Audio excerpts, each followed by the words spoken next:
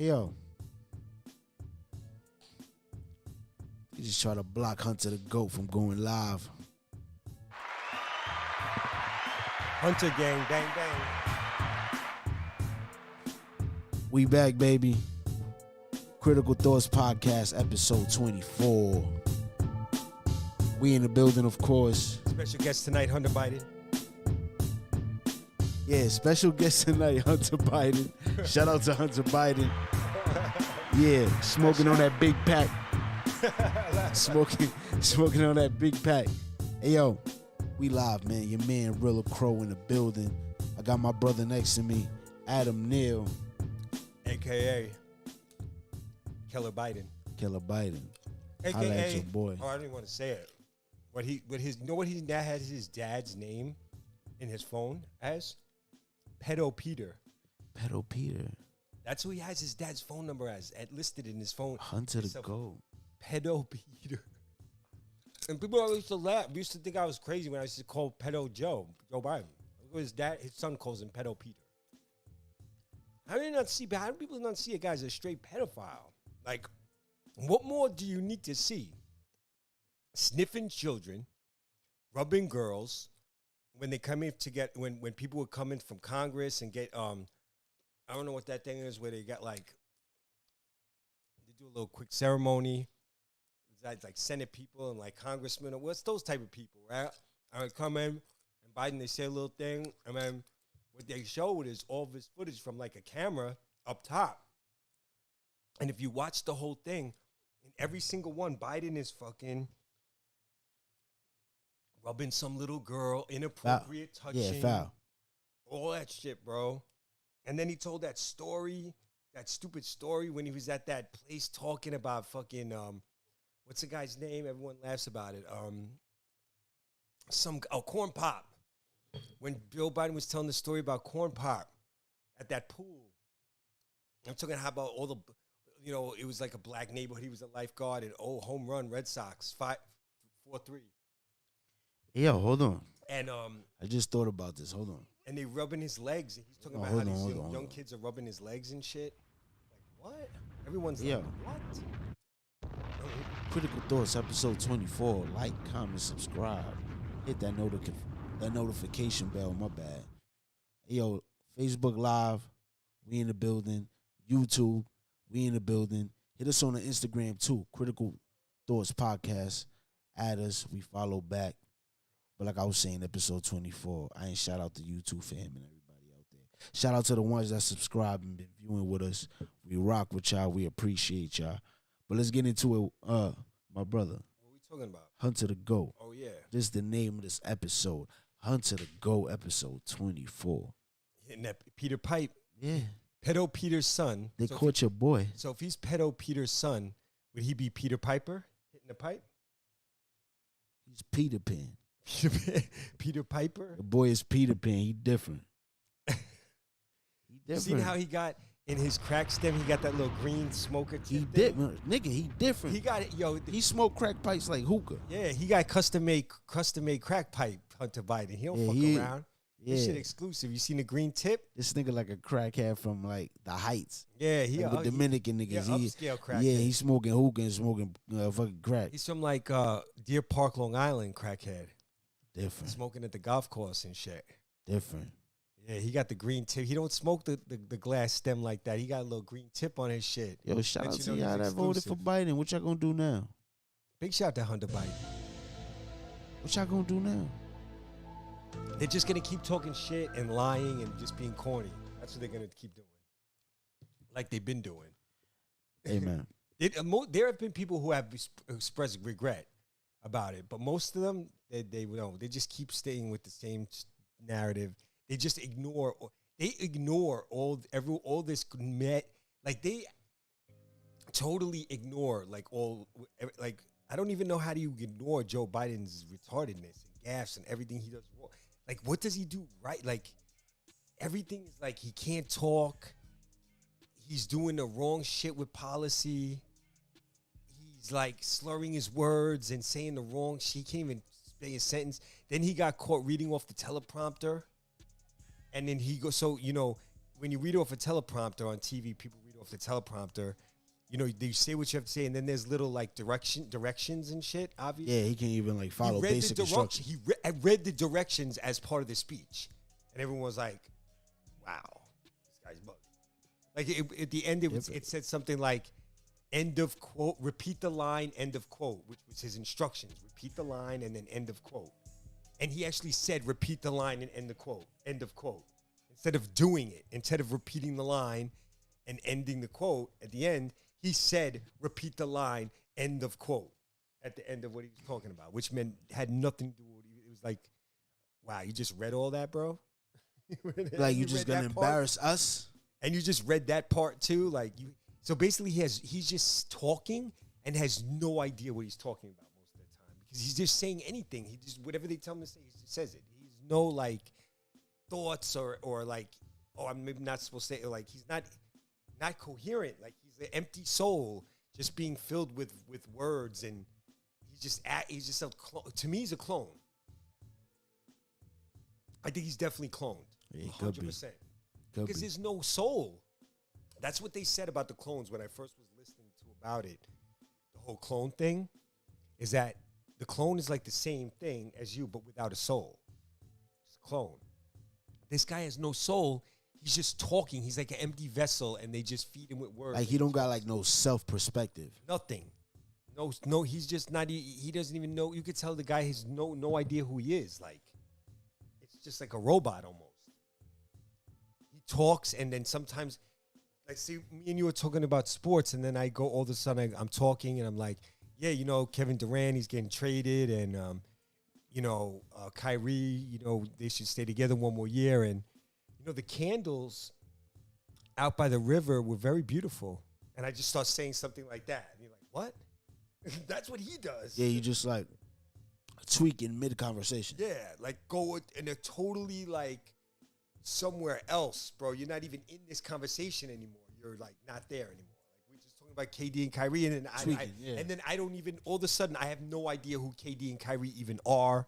And I'm talking about a poster I saw at the laundromat today. Like, what? You're like, what? Yeah, like, yeah. That type of shit he does. Like, what? Bro, like I think we talked about it. If we didn't talk about it live on the last podcast, we probably talked about it in person how we normally do. But it's something that's a part of the plan. Yeah, those guys are clone. New World Order. Clone. When Kanye made, you see what Bill? Oh, by the way. That shit we was talking about off air, I want you to tell the people that because it's critical. What? About Bill Gates? Bill Gates. Y'all seen your boy Bill Gates came out talking about I'm tired of being rich. Listen, if you're going to fool the people, especially the elite like us, you got to be a little more witty. I got two perspectives on this. But go ahead. The only reason I'm lining this up because this is hell of a point, and this is hell of information that y'all about to get. Because there's people that really sit there and really think that the man's going to donate to something that's not going to benefit him. Yeah. How you think a billionaire becomes a billionaire? By not being selfish? He's giving all his money that he's talking about to be under a billionaire to the Bill and Melinda Gates Foundation, him and his ex-wife's foundation. That's been funding all the CDC, the World Health Organization, and all these piece of shit organizations that he's involved with that have clout. They all get funding through the Bill and Melinda Gates Foundation. So he's just going to put all his money in the foundation. So he's going to be like a ton of money towards all his little programs, which is bad for us. And now the CDC is going to have more money. The World Health Organization is going to have more money. This is going to have more money. And this guy's also buying up a bunch of farmland. He's always talking about the next pandemic. People need to be vaccinated, blah, blah, blah. Vaccines, fear. He talks about his underground bunker that he built. He's such a piece of shit. Just bullshit. He's a piece of shit. Yeah. His dad was sat on his father. People don't understand what Bill Gates is. He's a eugenicist. Believes in population control. He wants to lower the population of the world. And he said it in a TED Talk. It's not just like conspiracy theorists are just inferring this. Yeah, like we just here rambling about some shit. He said it in a TED Talk. And they were going to use vaccines to lower the population. And people said, oh, no, he just misspoke. No, he didn't misspoke. He said that, for real. That was back in 2016. He said that. So then the whole Event 201 where he predicts COVID with that little video he showed. Because he sponsored the vaccine, but yeah, so that's another conversation. Yeah, he's the one that paid for it. Yeah, he is a villain of the people. He's really one of the most hated people in the world, and he's really a villain of humanity. Listen, his father sat on the board of Planned Parenthood. What does Planned Parenthood do? Talk to him. Abortions in the hood, population control in the hood, in the cities. You know, a lot of them in urban neighborhoods. Planned Parenthood. It's basically, population control. His father sat on the board. Now this guy's trying to control population with vaccines and buying farmland so he can make all the farmland GMO fucking food. He's going to GMO seed all the farmland he's buying, and it's going to be all GMO fucking fact though. Frankenstein food for everybody. That's a fact. Yeah. Genetically modified organisms. GMO food is not good. And once you use these GMO seeds on the land, they can't even use normal seeds. The land starts to change. Yeah. From what I know, the land is unusable for normal seeds anymore. So it's like this guy Bill Gates, he is an enemy of humanity. People don't realize this. Like I said, honestly, I said it. He needs to get taken out. He really needs to get got. He is not a friend of he's not a friend of everyday people. Bill Gates, okay? He's not your friend. He tried all his vaccines out in India and Africa. 20,000 fucking kids were injured and harmed. And they try to censor it, and people are like, oh, Bill Gates. No, man. There's like people in India and Africa who are like, yo, this dude can never come back here. And people think like he's found. There. I talk to people who think he's a great guy. I'm like, are you insane? That's leftists, though. Leftists have been indoctrinated that guys like Bill Gates are great people, but fucking Donald Trump is like Hitler. Are you serious? Yeah. Donald Trump might not be the greatest, but he ain't no Hitler. Hey, Bill Gates, if y'all think Bill Gates is like good, cares about you, you're insane. Period. You might as well go start smoking with Hunter. Does. But you can't keep up with Hunter. Yeah, he cold. Yeah, his loud pack, he different. Yeah. Yeah, he got a different loud pack. Yeah, he cooks his own shit. Like, he don't buy from, you know what I'm saying? He buys a bag of fish scale and cooks that bitch up. Yeah, like his shit. He's smoking better than you. I think back in like 20. Hunter Biden smoking better than you, fam. I think I sold that nigga like a brick. Probably. Yeah, I just didn't know he was Hunter Biden at the time. Yeah, you just thought he was just some white dude. You met some other white dude. And you're like, all right, what's up, man? Oh, you're from Delaware? Cool. I'm from New York. Nice to meet you. I used to tell niggas I was from Saratoga. I'm saying nice to meet you, bro. Saratoga. Nice. Saratoga. Oh, your name's Hunter? Nice. Yeah. My name is Michael. Mike. And you gave me a text now number. That was that's a really. You the GOAT for that one. Yo, text now was everything. Everything. After the 10th deal, you probably got the trap phone. For real. G shit. Man, Hunter Biden a fucking GOAT. Yeah, he different. He smoking good, man. Yes, nigga said he's smoking good. This nigga's crazy. Hey, yo, but going to another topic. This is Critical Thoughts. Shout out to Hunter Biden, the GOAT. Big dog. Fuck Biden. Big homie. Yeah. Yeah. Marginalize this. I don't care. Yeah. It's Critical Thoughts. I think Hunter Biden wants to out Joe Biden on the low. Yeah, on the low. Nah, but fuck all that. Yo, we still got to get to what we know, and that's the sports talk. Okay. Talk to me about this KD situation. I know you're a big Nets fan. You've been a Nets fan. I'm looking right. No new Nets fan. I can vouch for that. But what's going on? How you feel like? I'm looking more and more right. Like from my original comment from the right when it happened, KD's not going to go nowhere. That's what I said. I'm staying with it. I think he was just going through a thing. I think he gets like that. He's moody, I think. I see it in him. He's moody. He's like, he realized though, see, this is the thing with KD. He interacts with the fans. He cares what they think. That's why he's burner KD. That's why he got 17 burner accounts, because he cares what fans think. He argues with fans. He defends himself with the fans. Like he's into that. And you know what? A lot of people knock him for that. They say, why is he doing that? Blah, blah. That's cool, actually.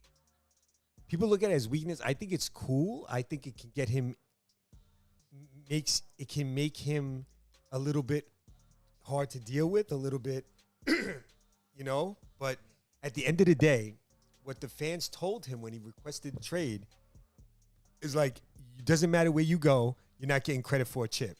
That's how the fans reacted to him. Yeah. And once he felt that, he kind of probably realized, like, yeah, they're right. Like, I think I got to stay here. Because you go to Miami with Jimmy Butler, you ain't getting credit for a chip. It's Jimmy's team. Phoenix is Chris's team and Devin's team. Right. LA is LeBron's team. All these teams. It's not. So, you know, KD also saw Steph win without him. And Draymond and them win without him. That's a big thing to him. That bothered him. And I understand. There was always like, I don't know, there was always a something like, remember the GM at the end was like, yo, KD's not part of the nuclear. It says something, shortchanged him at the parade. And like, KD was never going to be the core Right. in Golden State. Yeah, he felt uncomfortable. Uh-huh. Yeah. That really stroked a nerve because he wanted to feel like he was a part of that. Mm-hmm. But since they won one without him, it's kind of tricky. He's kind of like a mercenary over there. Yeah. Like, you here to do a job. Yeah. Go home. The Nets is more his team. He's got to step forward now. He realizes But that. do you think that he looks at it like that? He's got to. He brought Kyrie. They let him bring DeAndre Jordan. They let him trade for James Harden. They did everything for KD. Now Harden wanted out, so maybe crazy. They get Ben Simmons. Ben Simmons and Seth Curry's. The Nets got some players, man. They picked up T.J. Warren. I think KD's gonna stay. It's been my premise the whole time, and every day I get more confident that that's what's gonna happen. Especially Kyrie's recent comments about that he wants to stay this year. He doesn't want to get traded. Yeah, he did say that. So I think those two are gonna make up. I think they're a little. No, I I feel like they're good right though. now. I feel like they're good, but they're not. They're a little frosty too. Yeah, yeah, because that Laker talk with Kyrie, and but that's the media. But then again, it's saying like speculations, like he want to go play for LA, the whole Kobe thing and everything, and him reuniting with LeBron. But that would be like messed up to me if he does that, bro. Kyrie? Yeah, like that would be kind of foul. Like you gonna like go over there with LeBron, like yeah, it'd be like you gonna leave KD to make something legendary happen in Brooklyn to go like team up with LeBron and that would look so whack. like you do believe the earth is flat. That's the way I would look at him. Like them dudes really gotta like win something in Brooklyn. They gotta do something. Yeah. Like And back to what you were saying before, like Ben is a great asset. yeah. I believe that. If he plays the way that we feel he should play, oh man, it'll be amazing. Even but if he just gets back to where he was before, that's good. But like if Ben could do more, Ben is a guy that I've looked at and been like, yo, Ben has still a lot of upside. A lot. Because he's ambidextrous, he uses his left and right hands in the paint. He has a nice stroke shooting. He just misses the shots. It's weird. It's like more of a psychological thing than like with Giannis, who's just not a good shooter. He's just not a smooth shooter. Ben is actually a smooth shooter. He just misses shots. It's one of those weird, it's a psyche thing. He's not even sure whether to shoot jump shots with the left hand or the right hand, you can tell. They didn't coach him. Like somewhere along the line, some coaching in Philly or whatever in LSU, like he got lost. And like all of a sudden it's like he has no jumper. Like what happened here? I don't think he cares enough. Yeah, he's been chasing broads a lot. I think he does love basketball, but I just think he's caught up he got caught up in the broads, the women. He's really when it comes to he's like one of those dudes that these girls get him soft. Right. Like he falls in love with these girls. Will fold under pressure. He falls in love with these Can't chicks. fall under And pressure. he don't put in the work. True. Like he should have been. He needs to work. You stay in the gym all summer and get. I seen him at the UCLA run a couple years ago. He really needs to get. He don't want to be a wasted talent. This is like a crossroads for him right now, Ben Simmons. Yeah. With the Nets this year and next year is like a big thing for him. He needs to. Bro, like I done told a lot of people, this is the year that Ben really got to prove. Like he got to show, like, yo, like I'm a basketball player, like I'm here for the league. Yeah. I want people to look at me the day I retire like somebody.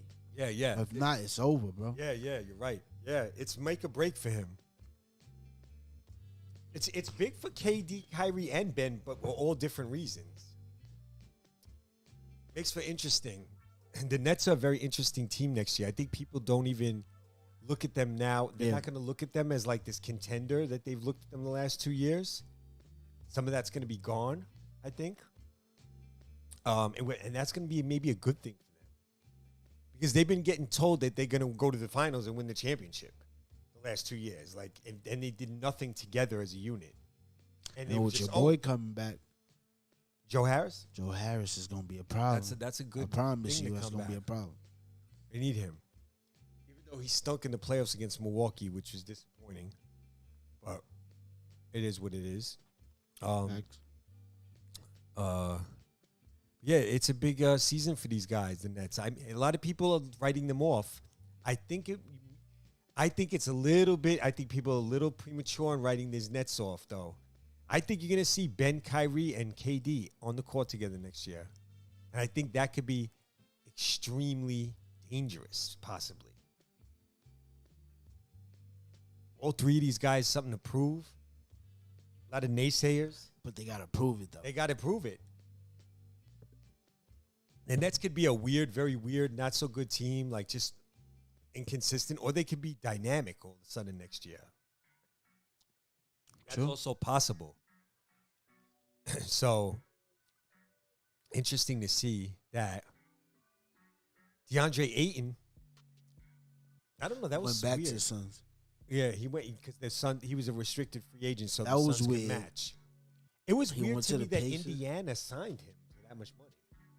Like, Indiana's weird because they just traded Sabonis for Halliburton. Hold last up. year. They don't got that dude, like that tall dude with the dreads? Miles Turner? Yeah, like, Yeah, isn't they he a still five? have him. And they still have him. That's what I'm saying. I was So just why gonna would say they get that. DeAndre Ayton? That's Because what he I'm saying. can't play a 4 for shit. No. And to me, Like, he's a solid 5. they're going to trade him, Turner. And I still think they are. And I was just thinking about this because I just thought of the same thing you did. They signed Ayton. They traded Sabonis. Now they're going to sign Ayton with Turner. They're definitely going to trade Turner then. Could the Nets sneak in and steal Miles Turner? I think Miles That would be Turner sick. is a type of player on Indiana right now because they haven't been good the last couple years. He struggled. He wasn't as good as when he was a rookie. But I feel like you put him on. He's a guy, you put him on a good team, and he's going to do really good. Yeah. Because Yeah. he's a really good. Yeah. He's like built to be a really good role player. He's like Solid. He's almost like an Al Horford type of player. But True. he can be effective. Not a star. He's not going to be a superstar, but he's a nice player to have. If you got other guys who are big time guys and you have him, that's good. I feel like the Nets can flip Cam Thomas and Nick Claxton for Miles Turner. That's a good one. I was just thinking That's a really good one. Yeah. because Miles Turner, he's a smart player too. I like him. I think he needs to go to a good team, which I think he will. They traded Brogdon to Boston. LeVert they traded last year to Cleveland. They traded Sabonis for Halliburton. They drafted Mathurin. They tried to sign Ayton. They didn't. They let T.J. Warren go. They're rebuilding. They're gonna trade Turner for young guys too. I'm surprised that they're gonna try to build on Halliburton, the guard they got for Sabonis. Yeah. But yeah, Indiana's gonna be terrible next year. Yeah. Like every other year. But they've had some good runs. But Halliburton and with the kid Mathurin they just drafted, who I like a lot, I think they're gonna be a good young backcourt. That's gonna be a good, interesting young backcourt to watch, though. I like those two guys. Indiana could be heading in the right direction with those two guards. Mm-hmm. They got to get a good trade for Miles Turner. Some young players. They're a team to watch in the future, but they're one of those teams. They're not going to be good next year. I thought they'd be good this year with LeVert. At the beginning of the year, they had LeVert, Sabonis, Brogdon, Miles Turner, somebody else, I forget, on the wing. And I'm like, yo, the Pacers are not bad. But they weren't shit. But how about this, though? The Knicks. My Knicks. You know it. You know it. Jalen Brunson. All right, but listen, I'm going to say this like, I ain't hyped. Because I even told my boy the other day, this year, this is probably going to be the first year in my whole life that I'm just like, I ain't really trying to watch the Knicks like that. Why not? I think it's a good time to be a Knicks fan. Now, with this Jalen Brunson move, I'm like, okay. They trying to shake something. Even if they stand pat and they don't get Mitchell, and they don't try to trade for one of these Lillard. Nah, even if they don't get Mitchell, and they just stay I'm going to watch my boys with Jalen Brunson. Because I personally feel with a dominant point, it's going to be different. It's going to be different. He's not dominant, but he's really effective. But he's effective, though. I think on the Knicks, you're going to see a different. He's going to be a little Ball different movement. than he was in Dallas. He's going to be more of a pure point guard. Yeah. Dallas plays more of that like 3-guard. Because of Luka. Outs, yeah. They kind of remind me of the old Golden State teams from the late 80s. Which is smart because of the player that they have. Yeah. Feel me? But with this Knicks talk. Kind of like a one-on-one type of style. Yeah. But with this Knicks talk, it's like, I feel like Jalen Brunson is going to make a good move. If I was to choose a starting lineup right now, it would be Jalen Brunson, Grimes at the 2, Barrett at the 3, Julius at the 4, and Mitch at the 5. Mitchell Robinson. I would. So if they have Julius Randle still on the team, so if you have to have him, you know what I do? Hold on, but like if your Julius first- Randle's not on the team, that means Somebody else is. So let's That say means let- that let's just say- Mitchell's- Let's say Randle's there, right? Let's Okay, go. yeah. All right. I like your first 3. I'm going with Brunson, Grimes, and Barrett. And you know what I'm doing? I'm going with Randle and Toppin at the 5. I'm going to bring Mitchell Robinson off the bench. I start Toppin at the 5, and I bring Mitchell off the bench. Bring Fournier off the bench. Quickly off the bench. nah. Robinson off the bench. It's a good bench. You have a good bench. That's a good lineup, but I'm gonna tell you why. It wouldn't be too smart to do that because not? you got the young gunners coming in blazing, which is Jericho Sims. And when Julius that does good. that bullshit, bro, it's second year. But for like he's a solid center though, that could back up Mitch. Nerlens Noel was his shit for us, and I never liked him.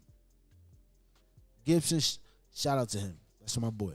Vet, good vet, all that. But Mitch is in a proven year. Jericho Sims, second year, he's bowling in the summer league. He's he's super athletic.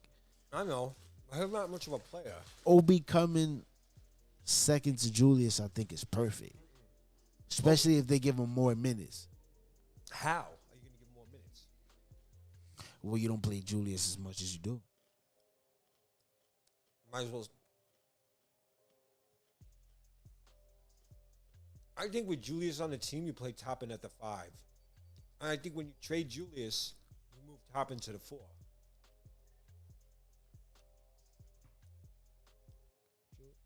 And I think you don't play Sims. You let Sims and Mitchell Robinson, who I don't think is that great, battle out for the second center spot, or the backup spot.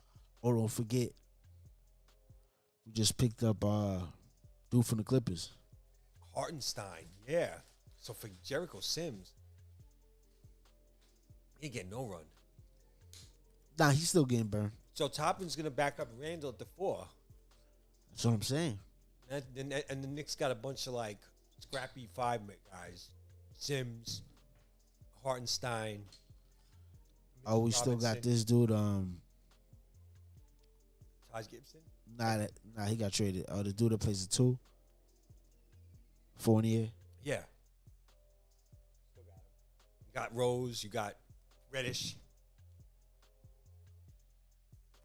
Yeah.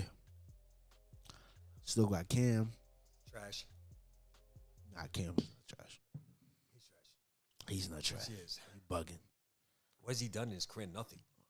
Yeah, because he's been injured for most. And they didn't give him no burn in the Hawks. But it's hard to get burned because in his position, there was a lot of dudes in front of him. He played okay sometimes when he played, but I don't like Yeah, his, bro. He balls. He right. balls. In Duke, he was balling. He was good, but He was a part of that Barrett Zion thing, and he was holding his own weight. It was them 3 at that time. Yeah, but I just don't see the mentality with him in the NBA. I see someone who's a little immature when I see him on the court. Me personally, I felt like I just got to see more of him. He's a selfish kind of player, but that's why they got rid of him for Kevin Knox. Yeah. Who I thought was going to be good. But he also wanted to get traded. Like, he spoke about that. Oh. Like, he was verbal. Cam Reddish. Was he? Mm-hmm. Yeah. The Hawks were. I don't think he was. I don't think he had any right to be verbal about it. He was just a nobody kind of like. Nobody cares if you want to get traded. Who you? True. Yeah, that's true. Like, I don't know. I would get rid of Reddish in a trade. I'm telling you, I'd put Randall, Reddish in a trade for Donovan quickly. If you can get away with that and some picks, you do that in a heartbeat. To grow over you. Yeah. Randall, Reddish quickly. Y'all do that. Bro, you were sounding kind of like, before. Like, I don't know. Like, bro, you do that in 5 You know why? seconds flat. You kidding me? Because I feel like if you got Brunson, Spider, RJ, and Julius, forget. bro, I don't know. Bro. Now we talking. No, bro, but Julius is not. I'm telling you, Julius is not the guy that you're gonna win anything with. But to your point, I'd rather grow with Obi. So if that's the case, trade him. Yeah, Randall's a guy like he peaked that year. You're supposed to get something for him now. I feel like before his value just keeps going down. He doesn't have the mental capacity to meet and understand like really how to win at this level. Like I see the mental capacity that's needed from guys, and True. Randall's just an erratic dude. He threatens refs at the end of games. He's just Last year, it was a bad year for him. I mean, he's just I don't know. Because the year before, he had a great year. He did have a great year, and then the playoffs, he kind of got exposed. Yeah. They forced him to go right. Yeah. You know what happens in the playoffs in the NBA? See, in the NBA during the regular season, you don't play anybody 3-4 times in a row. Every game's a different game against a new team, right? True. So teams don't get to scout you that crazy. They're seeing you one night, and then they're going to play another team after that. So they'll have like a kind of a scouting report, but then it's not going to be that like focused. But in the playoffs, you see, in the playoffs is different. Then you play a team 3, 4, 5, 6 times in a row. So now they know your tendencies. They start working against your tendencies. They start picking things. They see you for the third. Now by game 3, they're like, okay, this is what this guy does. They can lock in on you. That's why the playoffs are different. And certain guys struggle in the playoffs because teams will lock in on you now. They'll scout you now. They'll come up with a game plan. You know, they'll have, Yeah. you know, they'll be like, oh, okay. Now, game 3, we're going to do this. Yeah. We're going to play him like this. That's what makes the play. Randall kind of got shown as the guy, like, he's not a number 1 guy. Like, Yeah, but he's never really played in the playoffs, bro. yeah, but some guys don't get exposed like that in the playoffs. You know, Steph Curry's first playoff appearance, he was balling out. Yeah, sure. Nah, but Steph Curry, though. But other guys, too. Like, there's certain guys that are not one-dimensional, and those are the guys that do good in the playoffs, even better than the regular season, as opposed to guys who are good in the regular season and struggle in the playoffs a little bit. Kind of maybe James Harden is a guy they say he's like that, too. No, he is. He's not as good in the playoffs when He teams is. can lock in on him. No, he's not good when it's time to show up. He's not, right? And I've been saying that shit for a while. Like, he doesn't show up when it's time to show up. He just don't, period. Like KD in the playoffs, it don't really matter. Like he's gonna score 30 on you. He playoffs, regular season, you could see him 50 games in a row. You could play it against KD 50 times in a row. Yeah. And he's still gonna score 30 on you. Yeah. See, but that's KD. See, to me, the difference between like those two is not even a heart factor. It's just like KD wants to bust your ass. Like, KD cares to be like, I'm better than you. James Harden don't. James Harden is like, I'm nice, and if you don't like it, so what? KD wants you to know, like, nah, nigga, I'm better than you. Type shit. Yeah. You know what I'm saying? Like, that's the difference to me between Harden and somebody like KD. I think Harden kind of overachieves in the regular season, too. Like, Yeah. I think he's, And I don't he's even know why. not the greatest athlete. We forget. He's a good player, but he's not a great athlete. He's not a greatest shooter. He's just like, he takes advantage of the fact that you don't get to see him that much. And when you see him, when he plays you, he's that guy that, like, when you play him, you haven't played him in a while, and you play him, he's gonna catch you with all his moves. But if you play him 3-4 games in a row and you start to read his moves, you can shut him down a little bit. You know? You start to pick up his tendencies. Yeah. And some guys not like that. Like Damian Lillard doesn't seem to have that problem.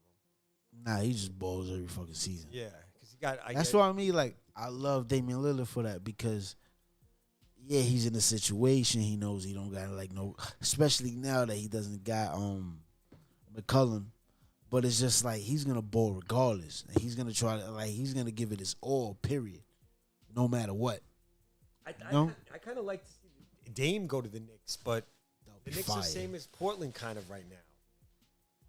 It wouldn't be like a move up. I kind of wanted the Nets to trade Kyrie for Dame. I thought they could have done that a year ago, and they didn't do it. That would have been crazy. That was a trade I was calling for. Sheesh, that would have been sick. But what can you do? I also wanted them to trade Kyrie for Drew Holiday. People are like, you're bugging. I'm like, trust me. I'll take Drew Holiday over Kyrie. Better defender. And just a guy who's more, like, reliable. Not a better player. Just more reliable. Drew Holiday. Kyrie's unreliable. It's tough. Yeah. It's really, like, him, too. Like, if he has another one of these seasons where he's out with a bullshit injury and he's, like, missing games for stupid shit, GM's going to look at him like, yo, bro, this guy's not even worth it. Like, what's the point? This guy just likes to jerk around. Nah, but I feel like at this point, Kyrie know that. And, like, the way he has to come this season is on some shit like, yo, I don't got to prove that I'm nice. I just got to prove that I'm committed to the game. And the vaccine shit last year was not fair to him. To me, I give that excuse is okay. That vaccine thing is bullshit. Forcing players to take vaccines. What kind of shit is that? Yeah, foul. Stupid shit. And then New York had that stupid rule. That was the only difference. There's other unvaccinated players in the NBA, but New York had that rule where you couldn't be an employee of the city and work without being vaccinated. That's why he was out home games. You know? And I didn't like how the Nets were with him either. That might be part of it too. I feel like KD feels like, on the low maybe, like that the Nets just kind of hung Kyrie out to dry with the vaccine thing. And I felt the same way. I feel like their stance was mad corporate, like all these teams just fucking bowing down. Because I think KD and Kyrie know that type of shit is bullshit. Because I remember when when it was happening, they took KD out of a game at the end of the first quarter because he was like, what was the thing they were doing back then? If you were in close quarters with someone who had it, they called it, like say you had it and I was around you. Close contact. Oh, yeah, close contact, yeah. And they took him out of a game, and he was like, what the fuck? I remember him being like, and him going on Twitter going, free Durant or some shit like that. Like, kind of like, what the fuck? Like, he didn't like that shit. And I think from then, he was like, yo, this COVID shit is bullshit. Yeah. He was on that. Yeah, but let's not forget, like, Kyrie done some dumb shit. Like, he done took games off for some dumb shit. Yeah, like, yeah. literally. Yeah, like, for shit that is just like, bro, you really taking a game off for that? Yeah, that's some dumb. He did do some dumb. And I know that about him. That's why he's in that. That's why he's just like, it's like, I don't know. It's tough to have your team. You can't hinge on a guy like that. You know, I also didn't like, a lot of people didn't make a big deal about this. When they played Milwaukee in the playoffs, that 7-game series they lost, Kyrie got hurt in game 4 with the ankle. He could have came back, man. He didn't even try to tough it out. Game 7 on a sprained ankle. Like, come on, bro. I really didn't like that. I'm like, for real, bro? You can't try to come back on a sprained ankle? These dudes are soft now. Back in the days, bro, in the 80s, 90s, dudes would have played on that. Yeah, that's a fact. Patrick Ewing would have played on that. Larry Bird would have played on that. You know what I'm saying? Mike Jordan would have played on that. Facts. They would have played through that. Isaiah Thomas, you know he would have played through that. You've seen him do it. These Kyries and these John Morants, these dudes are soft to me. Super soft. Yeah, they just like accustomed to like all the shit that they got nowadays. They're very fortunate to have too. What like, do you mean have? They have better treatments. They should have. Nah, yeah, that's what I mean. Like, they they're so accustomed play. to that shit that they're just being lazy about it. They're just pussy. They're scared. Oh, I don't want to get hurt. My brand. They care about their stinking brand. That's the problem with these players. That's the problem. They care about their brand. They don't want to get hurt because it might make me not be able to make a certain amount of money. Like, y'all motherfuckers already made a hell of money, man. Yeah, and y'all would just sit out playoff games and not even tough it out. Like, y'all really don't care about your legacy like that, I guess. Like, you don't care. Like, Kyrie's a wax. Like, that's the weird part to me. Like, y'all don't love the game enough to care about the legacy. Yeah, Kyrie is weird, man. Like some of y'all players, like, I get it. Like, y'all here for the money, and it's like, yo, I made it because I'm rich now, and I don't need to have a chip. But it's just like, this is the game that we playing. You feel me? Like, how about the game? Like, because that's the important shit, right? Like, the actual game. Like, the game that's paying you. The game that you grew up playing and it went hard so you can make it to the NBA and make income off the game that you grew up loving. So I don't understand when these dudes, like, they're not committed. Like, not committed because to play for the league, you have to have some type of commitment. Yeah, but they'll take off games. Yeah, but they'll do certain shit that I'm like, yo, how much do you care about your team, too? Yeah. Because, yo, I'm the type of nigga, bro. So I think God literally fucked up my shit so I wouldn't make it to the league. Because I would have, in the locker room, niggas would have hated me and be like, yo, what the fuck you took off for, bro? You don't got a good fucking streak going on right now. You the key player, right? You getting paid more than me. Yeah. I'm here in training camp, busting my ass off, doing suicides. You need somebody to tell you about yourself now. sometimes. And that's what this whole generation hates. Somebody that they don't like being told about themselves by somebody, but you need that. Somebody to tell you about yourself. Like, yo, bro, like you're getting a little out of hand with it, you know? What's up? Yo, that's the only way to grow. Yeah. That's how you grow. You need somebody to check you. You need somebody to tell you, criticize you, to go through it. That shit goes right back to like fuels your fire. Make you need sometimes somebody to tell you like, yo. Yeah. There's a lot of people that didn't grow up with both of their parents and shit like that. So I get that.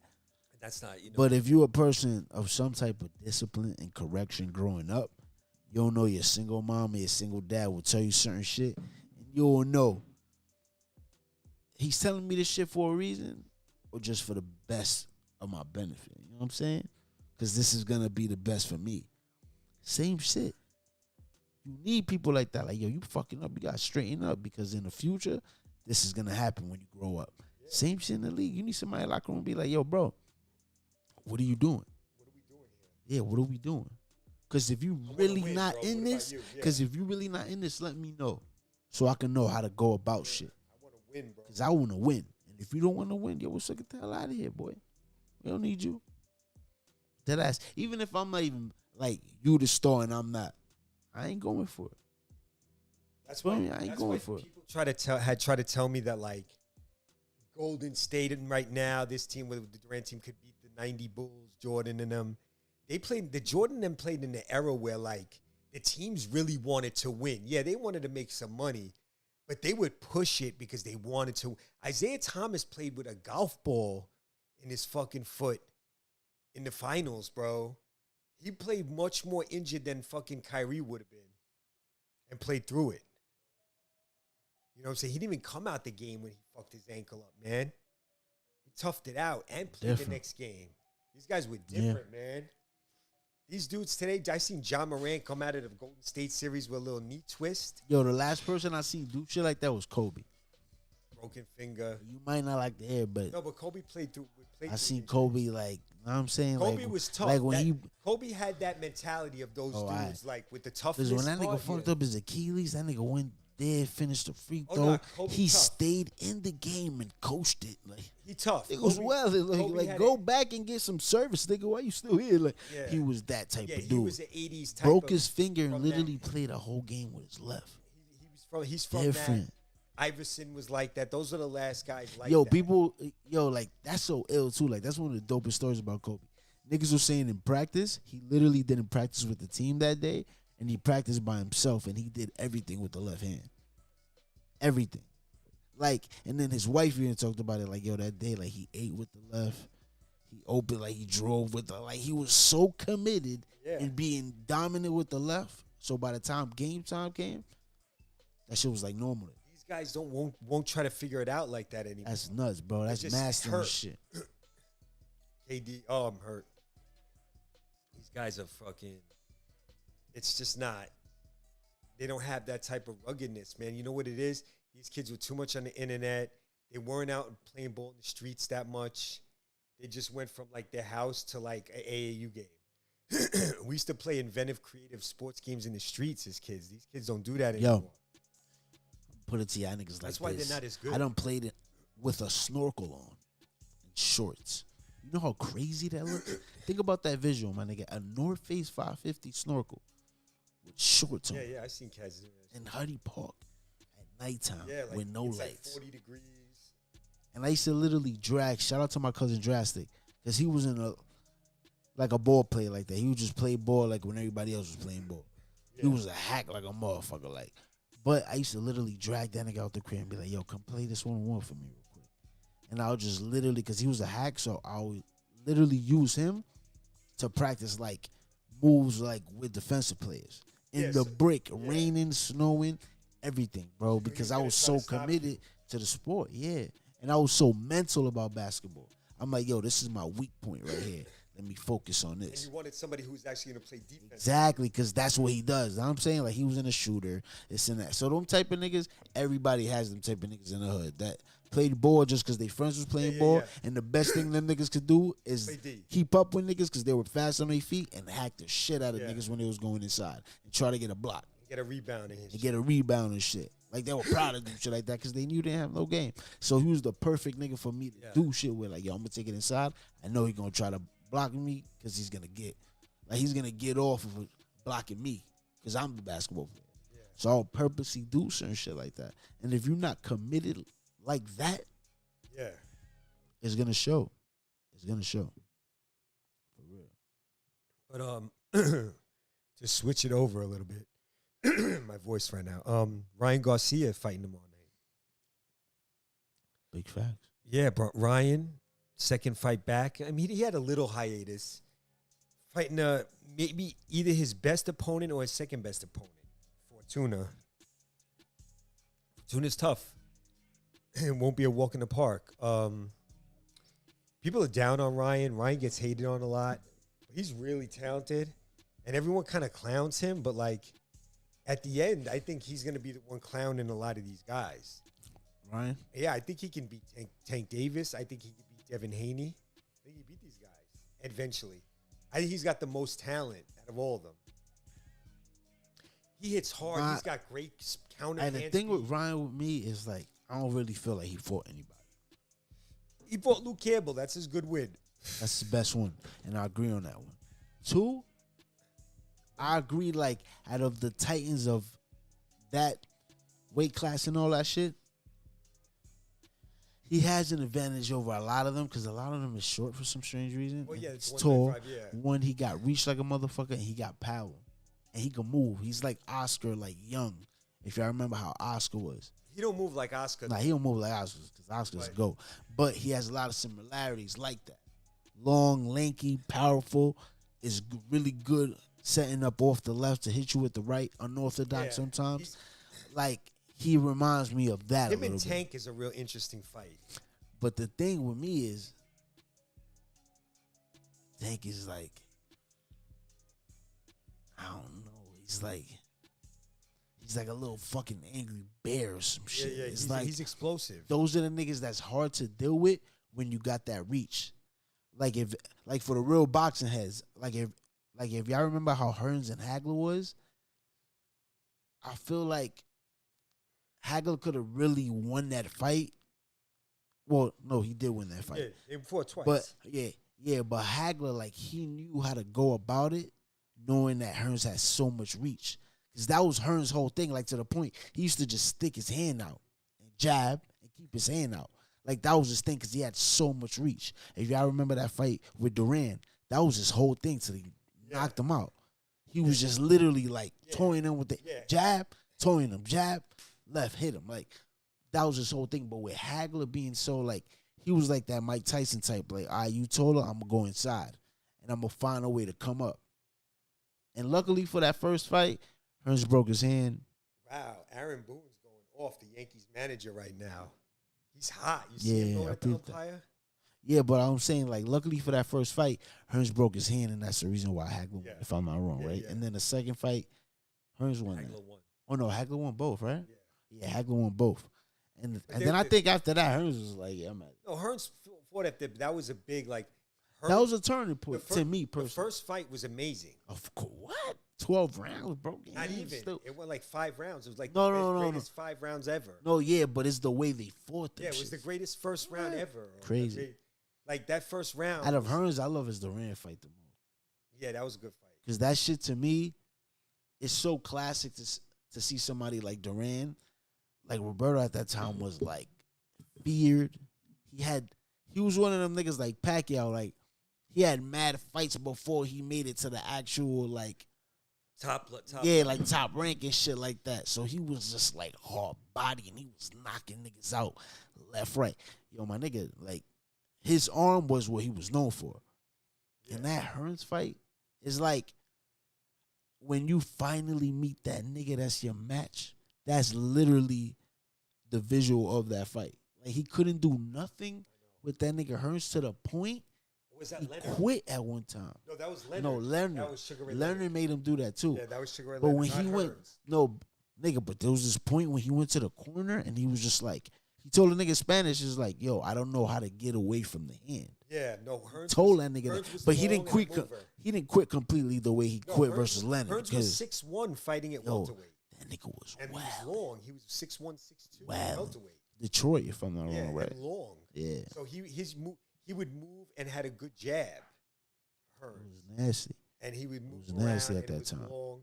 But then, like, if you watch him fight Sugar Ray, That was a good fight too. But Sugar Ray is fucking Sugar Ray magical. was great. I think Sugar Ray would have beat Floyd Oh hell yeah, in a fight. hell yeah, I think Hearns would have beat Floyd too.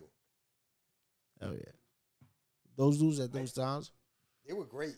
they were just masters. But back to my point, that's what Ryan got over somebody like Tank, is that reach and shit like that. But if you attack it the way Hagler attacked it, Davis was taking that all night. But Davis himself is kind of like a counter-punching, kind of like power. Him and Ryan are very similar.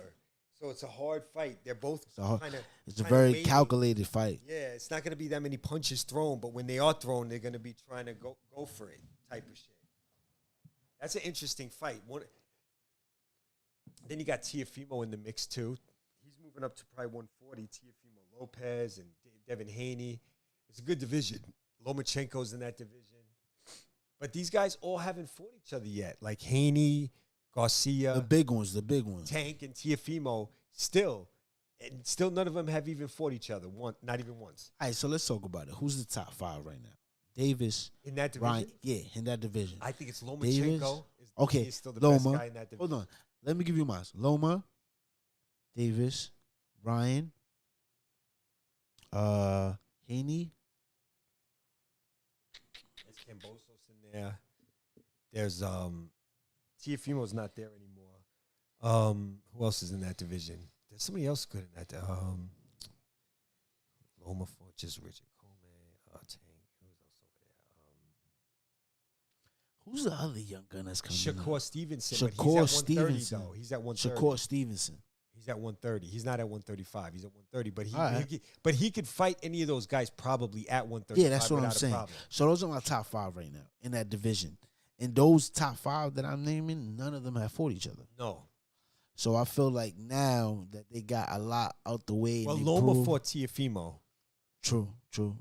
And Loma. Nah, but to me, Loma's different. Yeah, he's a little older than Like, them. yeah, and I feel like Loma's just like on the low. He's like the fight for all of them. Yeah. Like he's like, for a strange reason, he's not more popular than these guys and all that. But I feel like Loma's the end game, Yeah. and I feel like all of them equally know that Yeah. because he's so like he has so much bags. He got so much bags. He got so much bags, so it's just like Even you Shakur, thinking as a boxer, you got to look at him like the end game even recently, because it's like these guys they have a lot of weaknesses, right? With those 5 that I just named, those 5 has a weakness that anybody could point out. It could You know be what? like, yo, this guy doesn't have a good When they jab, were- this guy's yeah, slow, this when guy they doesn't were go, younger, they used whatever. to- But Loma really doesn't have like any weakness. a weakness. Like he probably does, and I haven't seen it, but it's like it's tough compared to the rest that I just named. You know what I'm saying? But I feel I would love to see Loma versus Davis. Same kind of height, same kind of body build. Loma to me is a little quicker. Davis has a little more power, maybe. Yeah. So it's like to me What personally, I feel like it's the perfect fight What happened? in that weight class. Yankees. Oh, look at the Red Sox throwing this game away. Let me put on that fight. You know what? For F this game. I want to see that fight actually. Well, let's get to him. Wow, look at this. Red Sox blowing the game. Bases loaded, no outs. Oh, the game's over. I mean, Gallo's up, but hey, pinch hitting for him? Let me see. All right, let's see what we got here. Exit.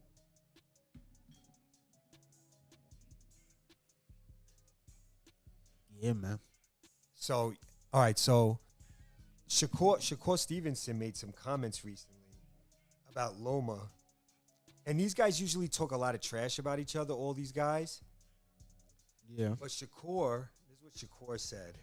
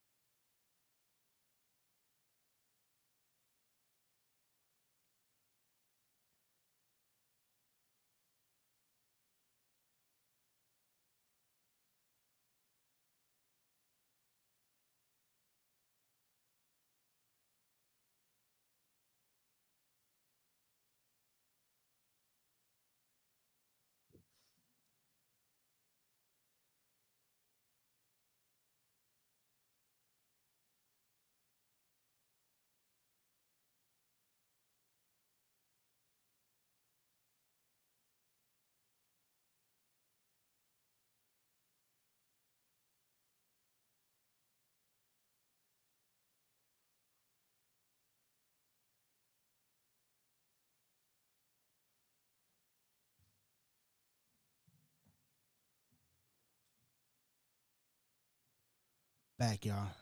Yeah, I'm trying to look at these comments. Shakur, because they've been trying to talk about a Shakur Loma fight, and it's like, yeah, where is it?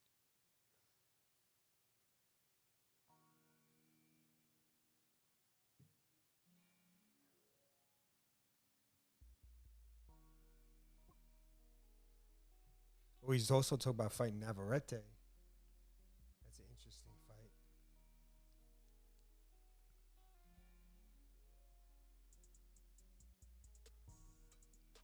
Hold on while you look. They gave some old comments. They didn't want the ones that I saw the other day. Yeah. Hold on. Shit. Oh, bullshit here. Yeah, they're not giving like his recent comments.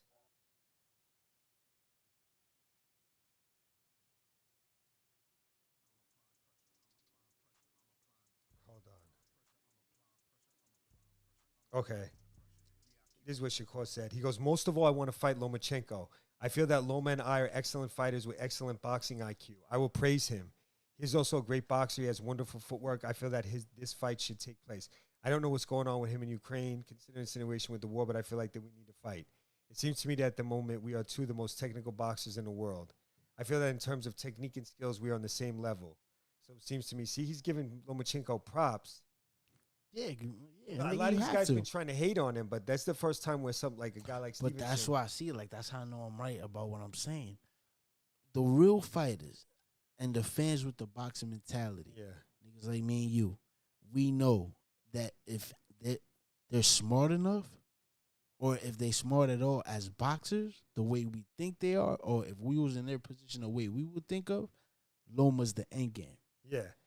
This is what it says here. Haney should fight Lomachenko in October, not Kambosos, said Shakur Stevenson.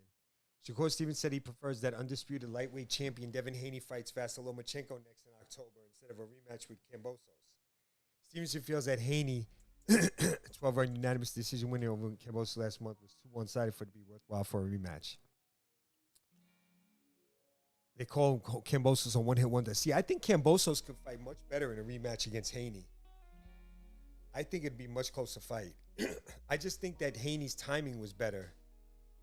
But I feel like in a rematch, Kambosos can change some of that. I think it's going to be an event. I think Kambosos fights better, and I think it's a very close fight in a rematch.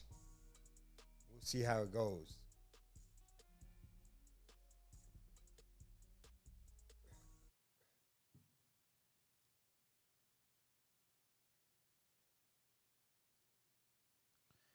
Hey, man, y'all comment down below. Tell us what y'all think about these top 5 that we was talking about. I got it like this. I got Loma. Then I got number 2 right now. Out of all of them, I'm going Shakur. Then I'm going, wow. Then I'm going, it's tough. It's tough, actually. I don't know. I think I put Tiafimo, Garcia, Haney, and Tank all very close.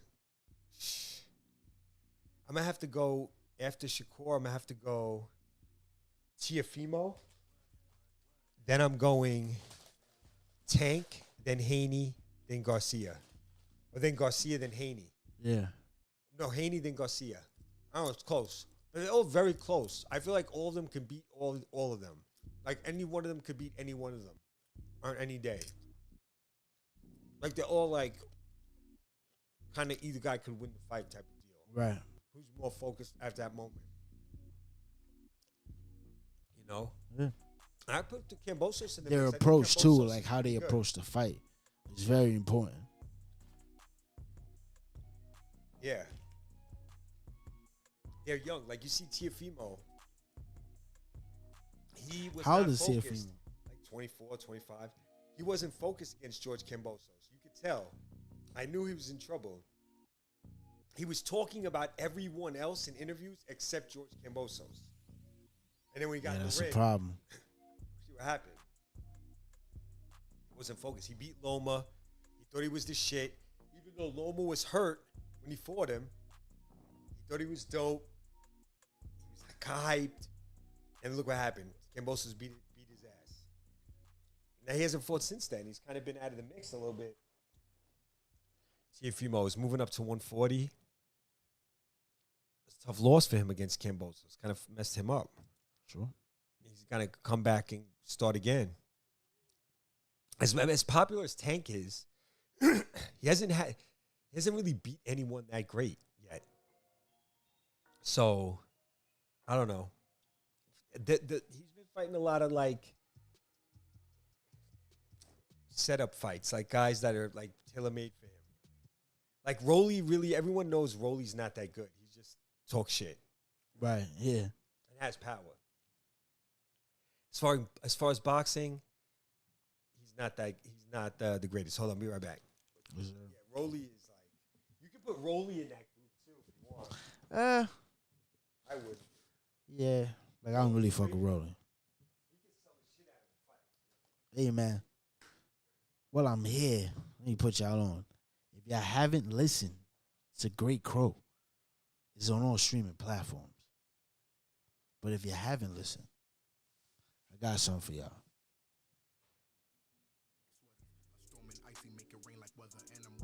They no need to touch. I'm applying pressure. I'm applying pressure. I'm applying pressure. I'm applying the pressure. I'm applying pressure. I'm applying pressure. I'm applying pressure. I'm applying the pressure. Just did a line in Main Jean. Got my dick in the face. No Maybelline. I been getting to it. Hoes gon' lose it when they hear this. When they hear me talk, they know I'm fearless. Certified, verified, crow the realest. Going golden in the kitchen. Been a wizard with the whipping. Yeah. I put your bitch in debit collateral. Word of Gamo. This is magical. Millions and moving tactical. Cause this for my crows in them avenues. Mill chasing in my rib denim. If you knew better, you would do better. Rap, healing that drip. Crowley and Crow got my hand on the globe. I could put this on my seed. I be the realest on the map. I've been cooking in the kitchen. Yeah. Cause notice where it's at. You know how we do here. I could spare you from this drive. Yeah. I could put you on the map. Yeah. Yo. Like I said before, go download that Great Crow, man, on all streaming platforms, man. Go download that new Mystery album. Know what I'm saying? AlienatedSociety.com. Go cop your merch. Shout out to my boy Don Dean, working on that Crow album. Cave. Go cop your merch.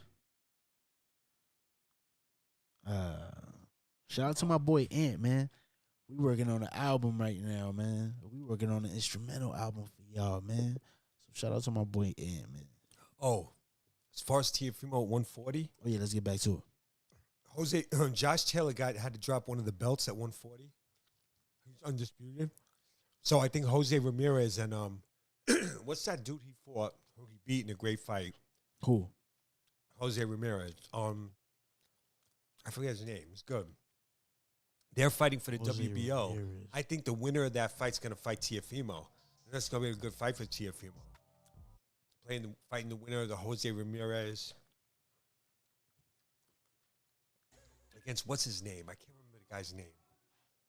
I remember when he knocked out Baranchik in that sick fight. He lost to Jose Ramirez. Zepeda. Yeah. I never actually heard of him. Teofimo's probably going to fight the winner of that for the WBO. And I think Teofimo's going to be good at 140. He's a bigger guy. He moves up in the weight. A lot of people are like, oh, moving up in weight. I think moving up in weight is good when you're good. I don't think it matters. Yeah, you see how it worked out for Canelo. Yeah, you know what it is? But when you cut too much weight, it's not good in boxing. It's better when you move up. You don't have to cut as much weight. And you feel better. Sometimes these guys lose because they're cutting too much weight and they should have moved up in weight and they didn't. And they end up getting beat up, trying to stay in that weight class. That's what I think is going to happen to Errol Spence against Bud Crawford. I think Errol Spence been too long at 147. By the way, we watching this boxing match right now at Top Rank. Barboza Jr. versus my guy, Zorilla. Zorilla, the Gorilla, the Zorilla. Yeah, shout out to my boy. But this Barbosa, he's undefeated. He's another guy that Teofimo might fight because he's at. Well, this is 140. So Teofimo, you might see him against this guy too. Oh, this at 140. Yeah. Barbosa's pretty good. He's the guy that he's the guy that's supposed to win the fight.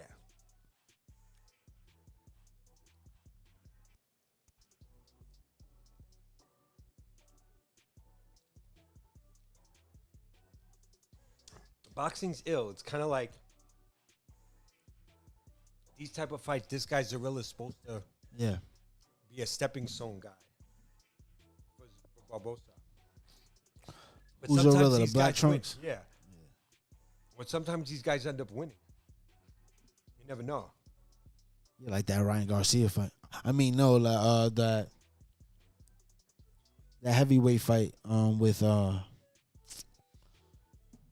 what's this nigga name? Anthony Joshua. Anthony Joshua against the Mexican cat, Yeah, Ruiz. Yeah, knocked his ass out, and he didn't expect that at all. Ruiz was actually a stand-in for Jarrell Miller, who failed the drug test. Yeah, Ruiz was dangerous though. He had fought for the WBO and lost a close fight to Joseph Parker in New Zealand, a fight that looked like Ruiz really won. So sure. everyone knew Ruiz. Like a lot of people was sleeping on Ruiz. I was like, yo, Ruiz is dangerous. He got good hands. Yeah. Nah, he proved it that fight because he was fast. I had a feeling, Especially about for that his fight. size, he's super fast. Yeah, he's got good hands. Yeah, and he has some sort of power to back it up. But He's just I still ain't a player gonna at lie heavyweight. though, I swear to everything I love on my kids.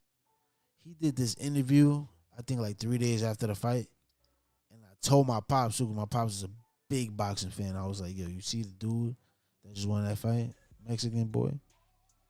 He gonna get a rematch and all that. But listen, he gonna fuck this up. And then like 3 months later, I seen him cop like 2 Rolex